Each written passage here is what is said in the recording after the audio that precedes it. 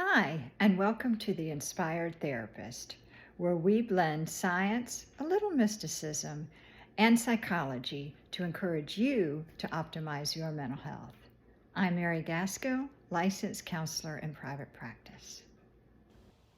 Are you finding it difficult to let go of something from the past? Maybe it was a breakup, the loss of someone you loved, a bad review at work, or something hurtful a friend or family member said. You try to not think about it, and people tell you, just let it go. It happened a year ago, 10 years ago. Move on. It's not easy forgetting and moving on. Today, I'm going to unravel 5 reasons why you can't let go of the past and unveil 5 practical strategies that you can use to break free of the past and embrace the present. You'll want to stay to the end to hear a thought-provoking philosophical insight from someone from the past that is quite relevant today and can free you. Let's go. Reason number 1 why you can't let go. Clinging to what's familiar. Have you ever taken a walk in the woods and come to a point where the path opens up into 2 routes? One is smooth, cleared of brush and debris, and you can see other footsteps there because others have gone there before many times. The other path is rocky, overgrown, and you'd have to scale brush and tangled roots for you to continue on your journey. Most often, we will choose the smooth, cleared path, and that's how our minds work. We have thought about something from the past for so long, so many times, that it's a well-worn path for us, almost easier to follow. We falsely believe that if we think about it enough, over and over, analyzing it, we will somehow figure out why it happened. But that leads us only down the same broken road. Reason 2, fear of the unknown. You would think that we would want to stop going over in our minds something awful from the past, the mean words they said to us, the frightful images. But our brains love predictability. It provides a sense of stability and reduces the perception of threats. We're trying to make sense of what happened by going over it and over it because it's what we think we know for sure.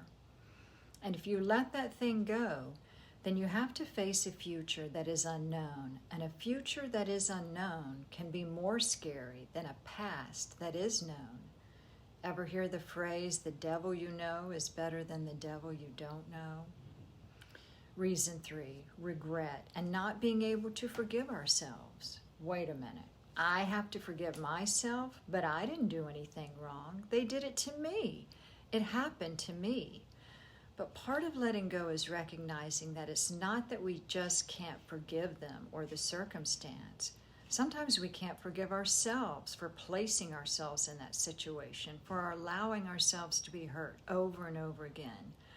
Now, please hear me. I'm not saying that if you've been abused or mistreated, that you brought it on yourself. What I'm saying is the hardest part of letting go sometimes is confronting the feelings of guilt, shame, or our own expectations of what should have happened. Reason 4, loss and grief. Loss can feel like a stormy sea. Whether it's losing a friend, a job, a pet, the pain can be tough and tumultuous. And this can take time. No one wants to hear it, but we often need time to reflect, confront, and work on what happened to move on. We can't ignore the work involved. Sometimes we don't have a past problem, we have a patience problem. Reason 5, identity crisis. Have you ever worn a superhero cape and felt invincible? Conversely, have you ever lost someone you loved, and then that loss became your story, your identity? I am the loss. Sometimes we cling to past experiences because we think they define us. We let something from the past, a divorce, an unforeseen health diagnosis, a failed exam, turn into an aspect of us. I'm the failure. I'm unworthy of love. I'm the story of what happened to me. No one looks up the word failure in the dictionary and sees your face there. You are not your past.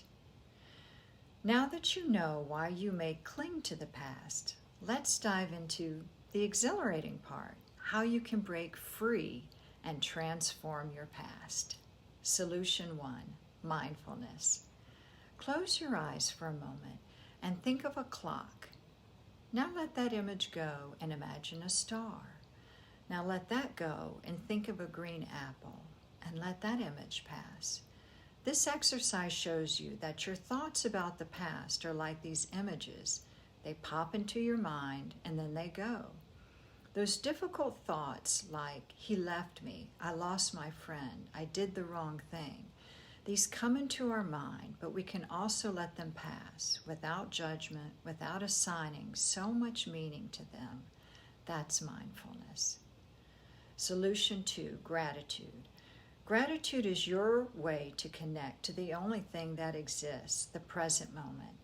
Now, not saying that you have to feel grateful for what happened to you in the past, but you can be grateful for what you have now. I'm safe now. I'm learning from what happened. It may still be uncomfortable, but I'm taking the experience and transforming it the best I can. Solution 3, remove the thorn. Michael Singer, in his book, The Untethered Soul, speaks in one chapter about how traumas from our past can be like a thorn that gets stuck in our skin and directly touches a nerve. We don't want to touch the thorn because it hurts. We train everyone around us not to touch it, don't get near it. We put a bandage around it lest it causes us discomfort. Just like a splinter is more likely to ease its way out rather than us poking and frantically trying to tweezer it out. When we allow ourselves to fully express the pain that was caused by the situation or the person, allow it to move through us like wind moving through a tree, rather than avoiding it or trying to sweep it under the rug, we find that the thorn, the thing that doesn't really belong to us, doesn't want to be in our body, will ease its way out. The past wants to do the same for us. Solution 4, seek support. When I say express the pain, that doesn't mean you have to do it alone. We live in a relational universe. That means we need each other. Talk to a friend, a parent, a minister, a counselor. You have within you all that you need to heal, but it's often helpful to have a guide or a mentor or a trusted person to remind you of your capacity. 5, embrace change. If you let something from the past go, you have to understand that a part of you goes with it. Can you allow that to happen? If you can, and you must, then you will see that what unravels before you is not broken or lost, but found again. When you let the past go, it opens the door and makes space for something or someone new to come in. And sometimes that someone is you recognizing yourself again. If this video was helpful to you, please like and subscribe and share this content with others whom you think may benefit from the information. Also, please drop a comment about mental health topics or questions you want to know more about. Now, the thought-provoking quote I hinted at the beginning of our time together is from Rumi, a 13th century Persian poet, scholar, and mystic who said, "The wound is the place where the light enters you." What I think he meant was that the past does not break you. It breaks you open to the possibility that you are more than you ever imagined.